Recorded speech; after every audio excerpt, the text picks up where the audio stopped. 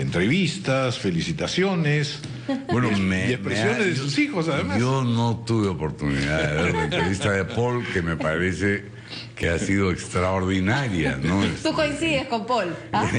Por lo que me han contado. Así que muy bien, la pasaste muy bien. Muy bonito, sí, muchas gracias a todos, en verdad. Muy bueno. Bueno, vamos a conversar. La verdad es que ahora estábamos hablando un poco del tiempo que pasa, Guido, y a mí me ha impresionado. Yo pregunté ante el ministro que está acá con nosotros, Manuel Pulgar Vidal, ministro del Ambiente, si se cumplía, si era aniversario un año, imagínate, ¿no? Son 5 años del Ministerio del Ambiente, el aniversario de la creación de este ministerio. Se creó en el 2008, nada menos.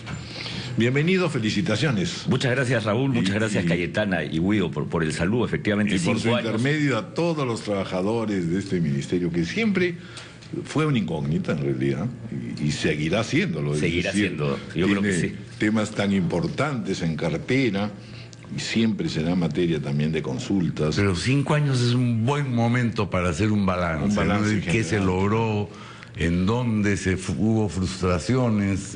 Y sobre todo también cómo está reaccionando la población, ¿no es cierto? Porque son estos ministerios pues que de alguna manera van marcando primero una sorpresa, luego una inquietud, ¿no? Pues nosotros sabemos lo que tiene que hacer educación, lo que tiene que hacer salud, pero ya medio ambiente adquiere toda una dimensión, ¿no es cierto?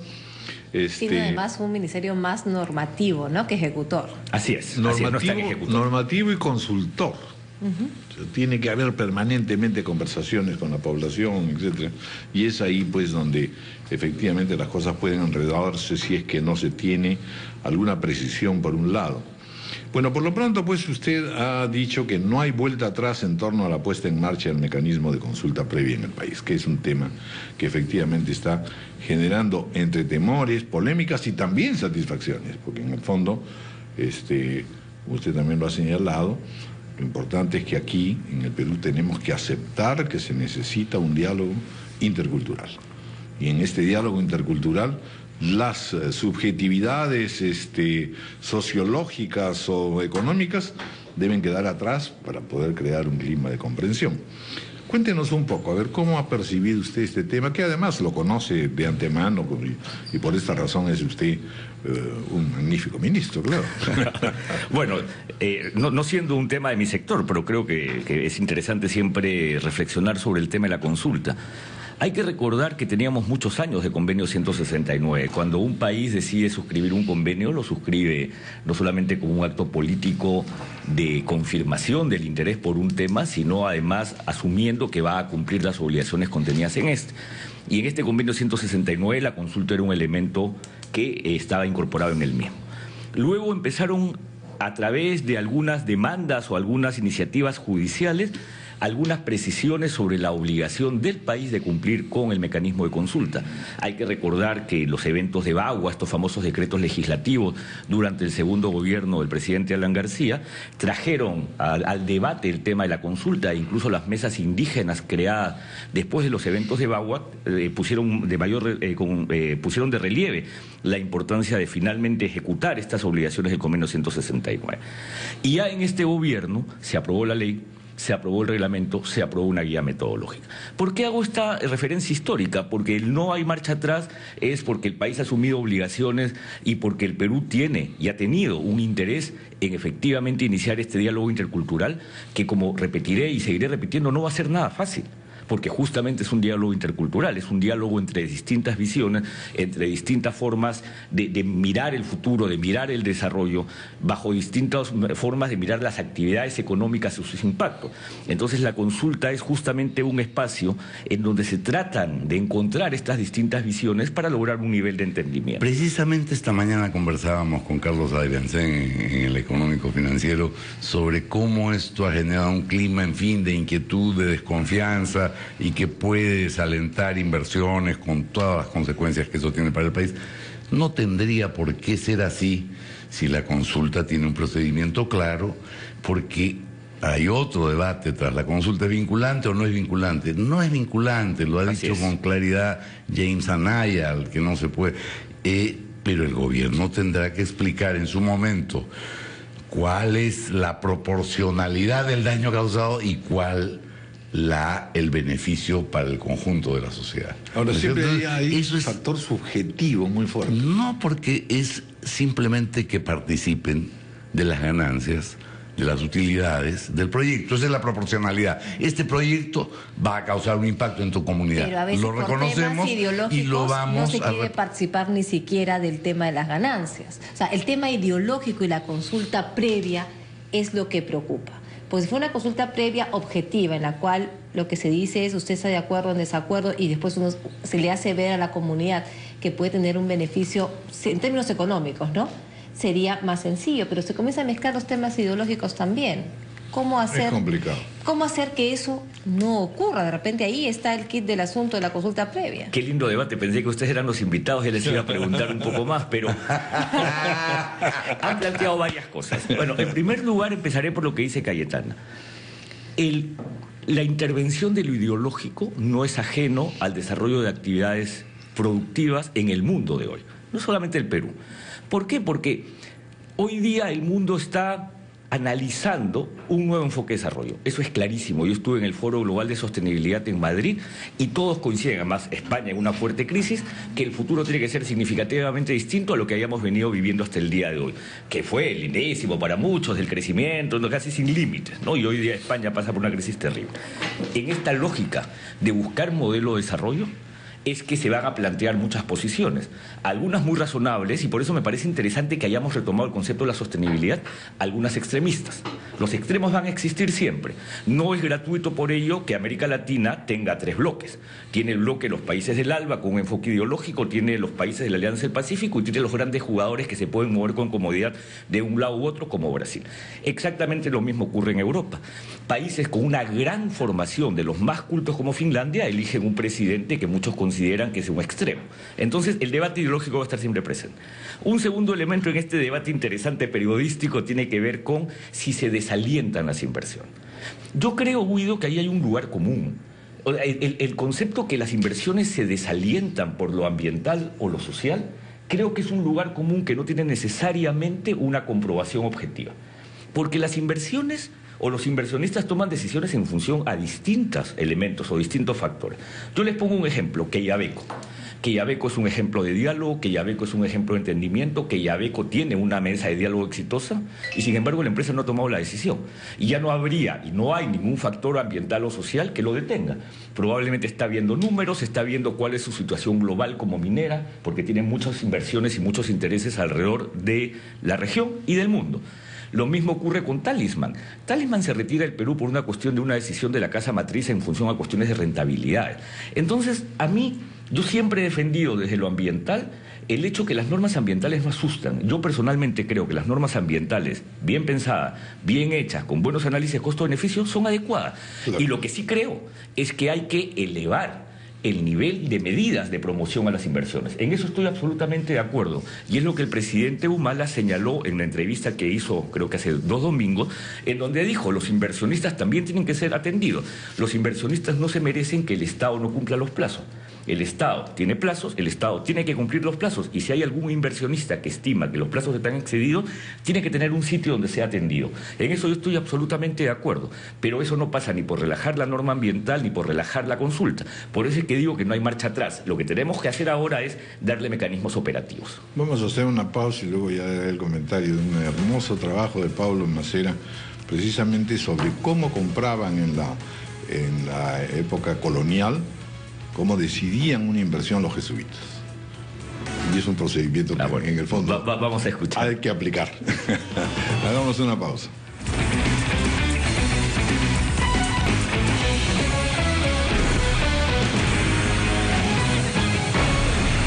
El 5º aniversario de la creación del Ministerio del Ambiente. Bueno, lo que yo le mencionaba es un artículo hermoso, un ensayo de Pablo Macera, en que se preguntaba cómo deciden las inversiones y las compras los jesuitas durante todo el periodo colonial. Y entonces eran 5 a favor, 5 en contra, y los directivos estaban en el centro escuchando, apuntando, y finalmente decidían sobre la base de lo convincentes que fueron cada uno de ellos. Y bueno, pues en el Ministerio del Ambiente eso supongo que tendrá que ir funcionando, o ya está funcionando, ¿no es cierto? Porque en el fondo, como decía, hemos iniciado todo un periodo, se necesita entonces que la persuasión por parte de la población, el entender exactamente qué es lo que se está queriendo, que es un tema de desarrollo y de sostenibilidad, al mismo tiempo que de relación intercultural, ¿no es cierto? Entonces, ¿qué cosa ha pasado allí en esos 5 años? ¿Qué cosa hemos aprendido? Yo me acuerdo de la ilusión y el entusiasmo de Braque, en realidad, ¿no es cierto? Y a partir de eso todos estuvimos muy de acuerdo. Pero en definitiva han empezado a surgir entonces preocupaciones, dudas, argumentos que en el fondo no son tan certeros en el sentido de decir todas las inversiones se están deteniendo por estos debates y estas cosas, ¿no? ¿Cuál es el término medio? ¿Cuánto es el progreso? Yo creo, Raúl, que hemos aprendido, porque claro, hay que priorizar una gran enseñanza luego de 5 años en lo ambiental, es que si queremos justamente contrarrestar extremos, que es lo que planteaba Cayetana, porque hay política en los conflictos, hay un elemento político fuerte. Que es inevitable. Es inevitable. Solamente se puede contrarrestar ello de manera exitosa con información objetiva y creíble. La gente especialmente en el mundo rural, en la Amazonía, no quiere más negativas. No pasa nada. Esa frase, no pasa nada, todo está bien, tranquilo, la gente no se la cree. La gente quiere información objetiva para saber exactamente cuál es la situación ambiental en su territorio, en su entorno, en su provincia. Mira tú lo del Pastaza. Ahora, y mira teniendo tú... en cuenta que a su vez también hay ciertas bases culturales no occidentales para implicar fenómenos y realidades. Así es.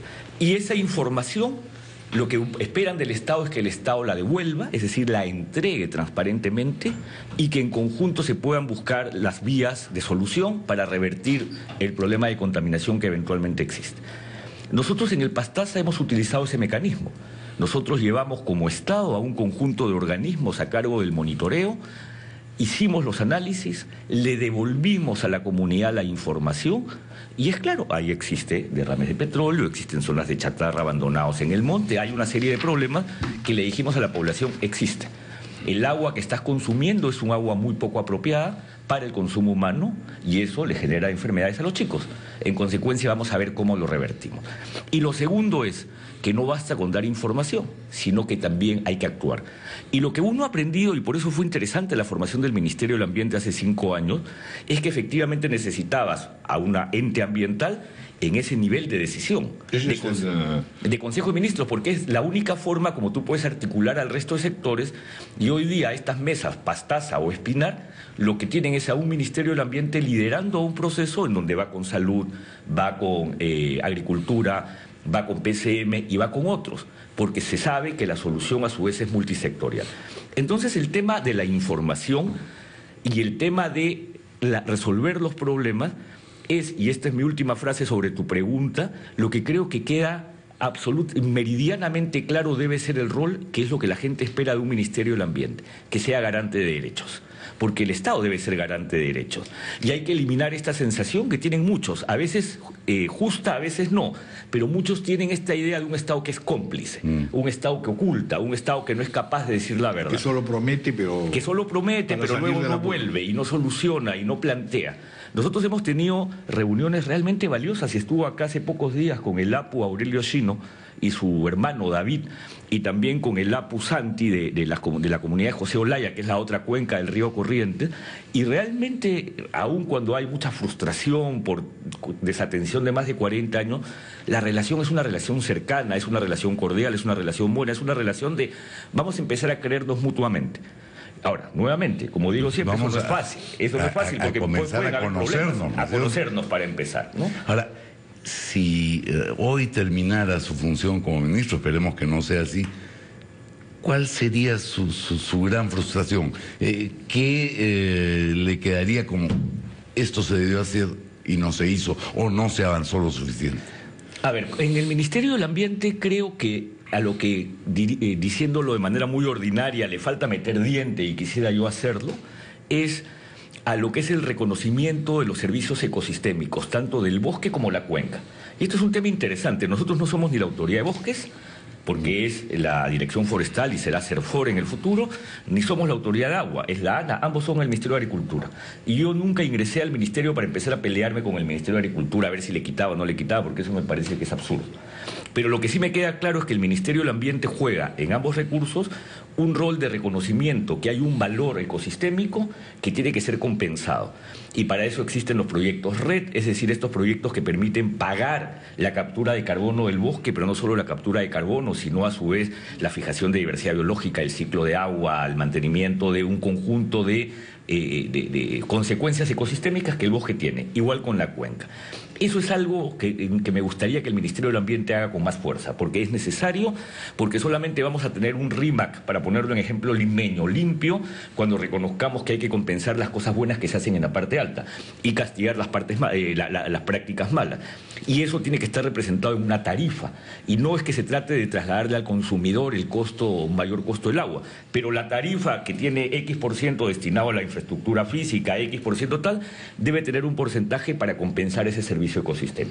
Eso es algo que nos falta meter de fuerza, porque hay el conjunto de elementos que ve el MINAM es inmenso, que además aprovecho esta pregunta para decir que el año 2008 no solamente se crea el MINAM, se crea el sector ambiente, y se crean en ese momento 3 entidades. Se crea el MINAM, es decir, cumplimos 5 años como Ministerio del Ambiente, se crea el Servicio Nacional de Áreas Naturales Protegidas por el Estado, CERNAM, que también cumple hoy día 5 años, y se crea OEFA, el Organismo de Evaluación y Fiscalización Ambiental, que acaba de ser fortalecido. SENACE se crea después. SENACE ya se crea cuando estoy a cargo del Ministerio en noviembre o diciembre del año pasado. Entonces, bueno, y el ANA, ¿no? La Autoridad Nacional del Agua, que está... Eso es agricultura. Eso es agricultura. Que es agricultura, pero que había la discusión si debería estar justamente dependiendo de ambiente o de agricultura. Discusión que seguro se seguirá dando en el futuro. Dentro de lo que usted ha mencionado, también agregaremos minería informal.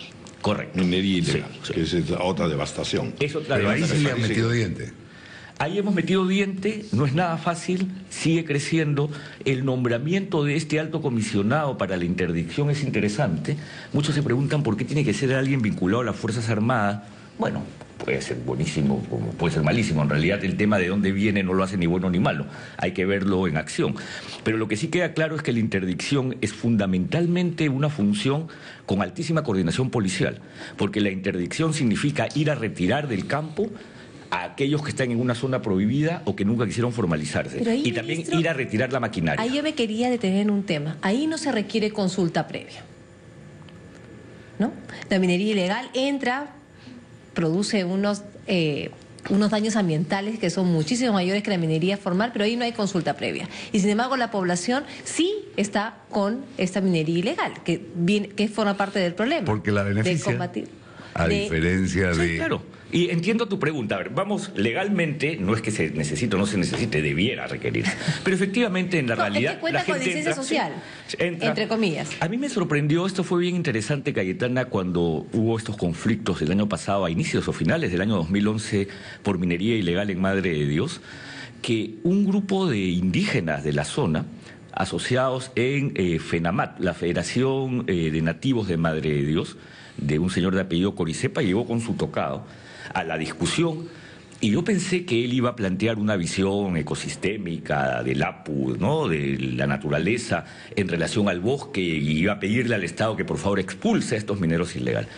Fue muy interesante este señor Coricepa, con su tocado indígena, lo que nos dijo es: por favor, saque a estos porque yo quiero hacer minería, ¿no? Entonces es bien interesante para que vean la complejidad, ¿no? La complejidad del territorio, donde tienes a este señor Coricepa diciendo yo quiero hacer minería, y más acá tienes otros indígenas que quieren yo para nada quiero realizar este para tipo usted, de actividad. escuchándolo, ministro, para usted parecería que la discusión está zanjada. ¿Para usted, pueblo indígena, sí son los pueblos amazónicos y no los andinos? Ah, es que ese es un tema. No es que esté zanjado.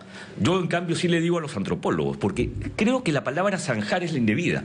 Yo le digo a muchos amigos antropólogos: no intenten que el Estado resuelva en un día 70 años de discusión antropológica. Para decirlo en otros términos, no se pasen.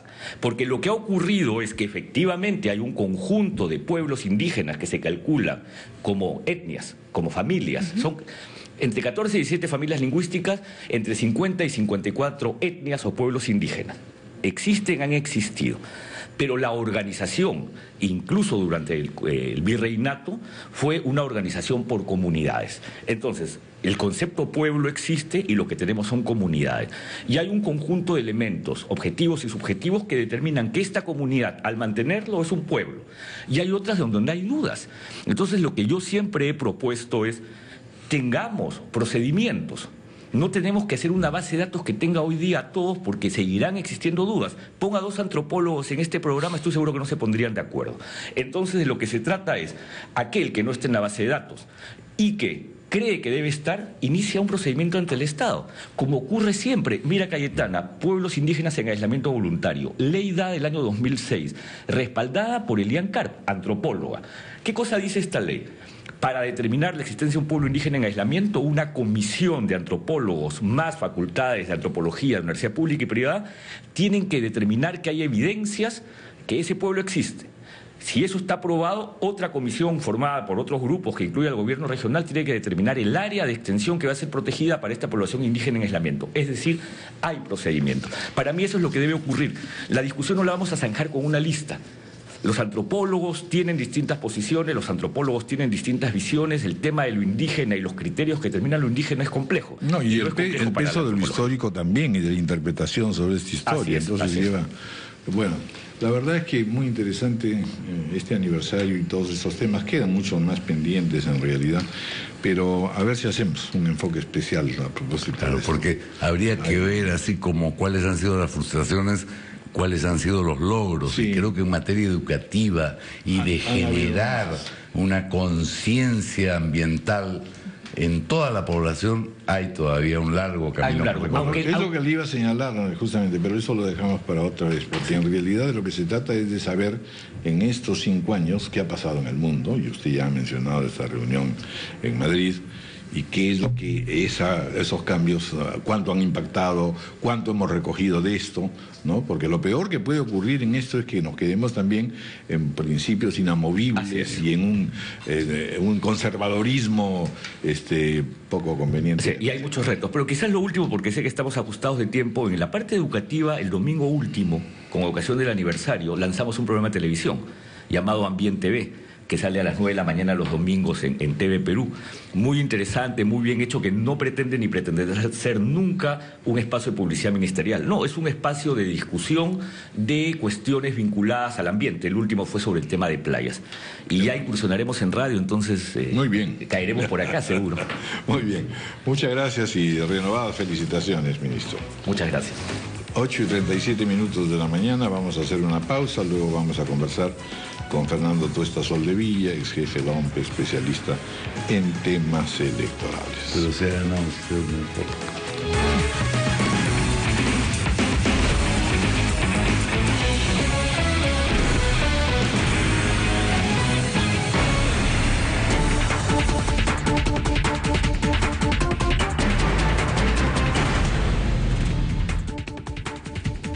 En la nueva carta titulada Memorias desde mi encierro número 7, el expresidente Alberto Fujimori afirma que funcionarios de la Comisión de Gracias Presidenciales le propusieron ser sometido a una nueva evaluación psiquiátrica.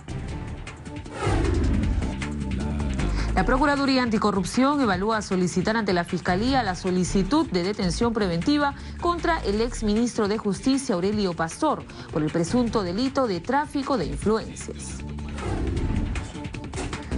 La Cuarta Sala Penal de Lima escuchará mañana los informes del Ministerio del Interior y de las alcaldías de Lima y de La Victoria que apelaron el fallo del juez Malsón Urbina que dispone el retiro de bloques de concreto de la parada.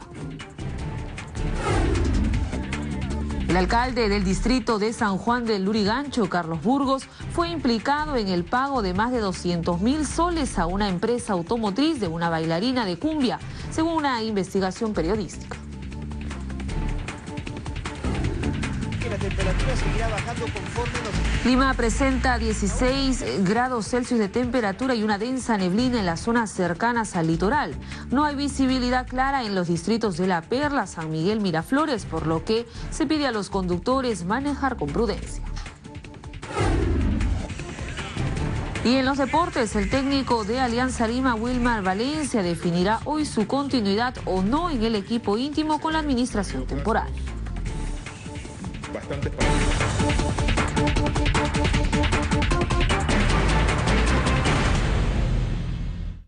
Lo voy a hacer aunque no sea el momento, aunque sea tarde. A pesar de estar lejos. Del miedo, del cansancio. Que nada te detenga, ni siquiera el agua. Nuevo Rexona Aqua Shield, protección superior, incluso contra el agua. Felicidad para mí es estar en mi casa, con mi familia, con mis hijos y por supuesto escuchando buena música. Como las de José José. Sí, acá, hija. Me encantan, mami. Felicidad son esas canciones que te hacen sentir bien. Radio Felicidad. A todos los emprendedores que saben que el ahorro es progreso. Si duermes pensando en tu dinero, si lo guardas en secreto, si siempre lo quieres ver. Trae tus ahorros a Mi Banco, porque aquí crecen seguros. Y llévate uno de los miles de premios que tenemos para ti. Mi Banco, el banco de los que mueven el país.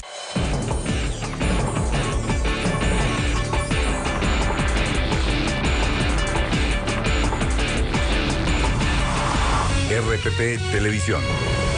La noticia, 24 horas al día. María Inés Chin. Tenemos noticias en vivo desde la Embajada de Venezuela en Lima. Ricardo Gómez. Lamentable accidente de aviación en la sierra de la región La Libertad. Nos mantienen al tanto de todo lo ocurrido durante la mañana en un completo resumen. RPP Noticias, edición mediodía, de lunes a viernes a las 12 en RPP TV. Esfuerzo, disciplina, triunfos, todos los deportes. A lo largo de nuestra programación, el bloque deportivo con la conducción de Francisco Cairo y Mario López, el Pana, en RPP TV. Todo el acontecer nacional y mundial de la manera más ágil y dinámica. Fiorella Vivar. Yo los voy a acompañar en esta hora informativa. RPP Noticias, edición tarde, de lunes a viernes a las 4 en RPP TV.